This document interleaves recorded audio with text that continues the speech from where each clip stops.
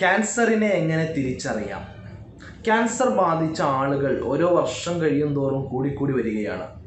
ഒരു വർഷത്തിൽ ഏകദേശം 1,40,00,000 ആളുകൾക്ക് ക്യാൻസർ ബാധിക്കുകയും അതിൽ 50% ആളുകൾ അഥവാ 70 ലക്ഷത്തോളം ആളുകൾ ക്യാൻസർ ബാധിച്ച് മരിക്കുകയും ചെയ്യുന്നുണ്ട്.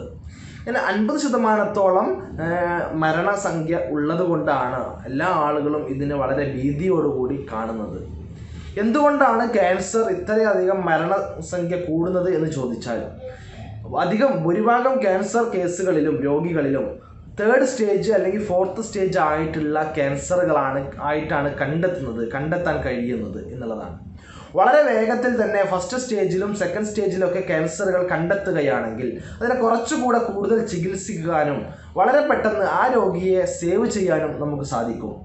അതുകൊണ്ട് ക്യാൻസർ ഉള്ള ആളുകൾ ശ്രദ്ധിക്കേണ്ടത്, അല്ലെങ്കിൽ ക്യാൻസർ ബാധിച്ചിട്ടുണ്ടോ, അല്ലെങ്കിൽ ക്യാൻസറിൻ്റെ ലക്ഷണങ്ങൾ എന്തെല്ലാമാണ്, തുടക്കത്തിൽ കാണിക്കുന്ന ലക്ഷണങ്ങൾ എന്തൊക്കെയാണ് എന്നാണ് ഇന്ന് പറയാൻ ഉദ്ദേശിക്കുന്നത്. ക്യാൻസറിന് പല ഘടകങ്ങളും പല കാരണങ്ങളും ഉണ്ട്. എന്നിരുന്നാലും വളരെ പ്രധാനമായിട്ട് നമ്മുടെ ജീവിതശൈലി തന്നെയാണ് ക്യാൻസർ ഇത്രയധികം കൂടുന്നതിന് വേണ്ടിയിട്ട് കാരണമായിട്ടുള്ളത്. വളരെ പ്രധാനമായിട്ടുള്ള ഒരു 10 ലക്ഷണങ്ങളാണ് ക്യാൻസർ രോഗികളിൽ ആദ്യമായി കാണാൻ സാധ്യതയുള്ള കണ്ടുവരുന്ന 10 ലക്ഷണങ്ങളാണ് പറയാൻ ഉദ്ദേശിക്കുന്നത്. ആദ്യത്തെ ലക്ഷണം വിളർച്ചയാണ്.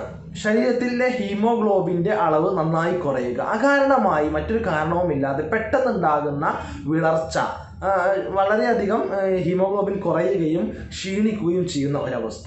രണ്ടാമത്തെ കാര്യം ശ്വാസതടസ്സം, അല്ലെങ്കിൽ ശ്വാസോച്ഛ്വാസത്തിലുണ്ടാകുന്ന ബുദ്ധിമുട്ട്, ദീർഘമായി നിലനിൽക്കുന്ന ചുമയും ആ ചുമച്ച് കഫം വരുമ്പോൾ കഫത്തിൽ രക്തത്തിൻ്റെ സാന്നിധ്യം കാണപ്പെടുക.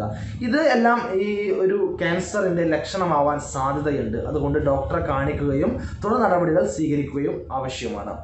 അതുപോലെ മറ്റൊരു പ്രധാനമായിട്ടുള്ള കാര്യം എന്ന് പറയുന്നത് അകാരണമായിക്കൊണ്ട് വളരെ പെട്ടെന്ന് തടി കുറയുക.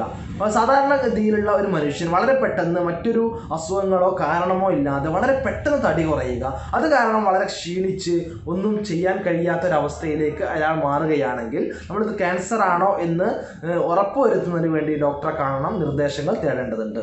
മറ്റൊരു പ്രധാനപ്പെട്ട കാര്യം, മൂത്രമൊഴിക്കുമ്പോൾ മൂത്രത്തിൽ രക്തങ്ങൾ ഉണ്ടാവുക, രക്തത്തിൻ്റെ പാടുകൾ മൂത്രത്തിൽ കാണപ്പെടുക എന്നുള്ളത്.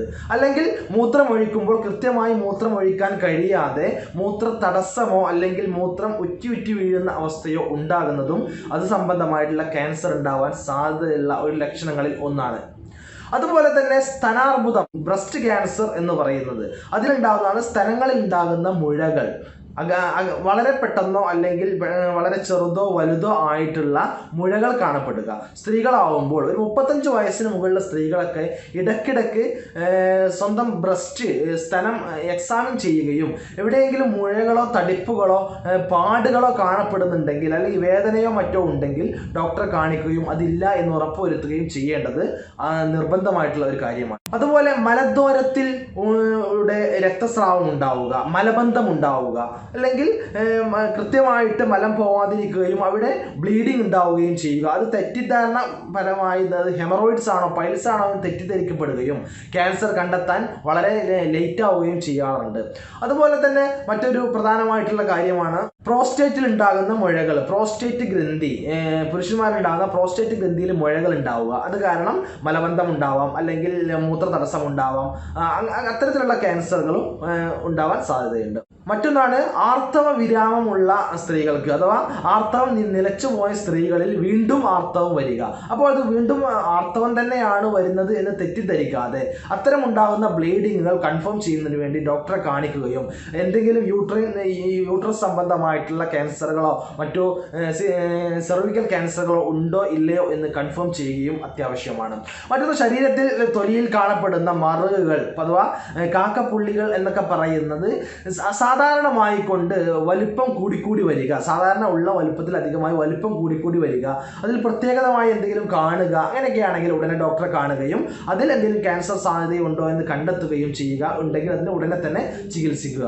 മറ്റൊരു പ്രധാനപ്പെട്ട കാരണമാണ് നമ്മുടെ വായ്ക്കകത്ത് മൗത്തിൽ അകാരണമായിട്ടുള്ള മറ്റെന്തെങ്കിലും ചെറിയ ചെറിയ പാടുകൾ ഉണ്ടാവുക, അല്ലെങ്കിൽ മാറാതെ നിൽക്കുന്ന 3 ആഴ്ചയോ 4 ആഴ്ചയോ മാറാതെ നിൽക്കുന്ന ചെറിയ ചെറിയ മുറിവുകൾ ഉണ്ടാവുക, കളർ മാറ്റം ഉണ്ടാവുക, വായ്ക്കകത്തോ തൊണ്ടയിലൊക്കെ കളർ മാറ്റം ഉണ്ടാവുക, അല്ലെങ്കിൽ തൊണ്ടവേദന ഉണ്ടാവുക, അല്ലെങ്കിൽ തൊണ്ടയിൽ നിന്ന് ശബ്ദത്തിനുള്ള ഇടറിച്ച അല്ലെങ്കിൽ ശബ്ദം വളരെ മാറി മാറി വരിക, ഇതെല്ലാം വായു സംബന്ധമായ ക്യാൻസറുകളുടെ ഒരു ലക്ഷണമായിരുന്നു വരാം. അതെല്ലാം ഡോക്ടറെ കാണുകയും ഉറപ്പുവരുത്തുകയും ഇത്തരത്തിലുള്ള ഈ പറഞ്ഞ 10 ലക്ഷണങ്ങളിൽ ഏതെങ്കിലും ലക്ഷണങ്ങൾ ഉണ്ടോ, അത് ഇനി ക്യാൻസർ ആണോ അല്ലയോ എന്ന് നിർബന്ധമായും നമ്മൾ കൺഫേം ചെയ്യണം. ഡോക്ടറെ കാണണം, ഡോക്ടറെ കണ്ട് തന്നെ കൺഫേം ചെയ്യുക.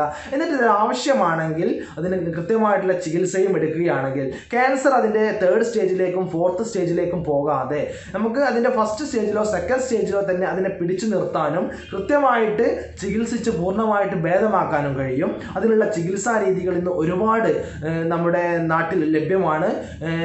റീജിയണൽ ക്യാൻസർ സെൻറ്റർ തിരുവനന്തപുരത്തുണ്ട്, അതുപോലെ ഹോമിയോപ്പതി ക്യാൻസർ സെൻറ്റർ മലപ്പുറം ജില്ലയിൽ വണ്ടൂർ ഉണ്ട്.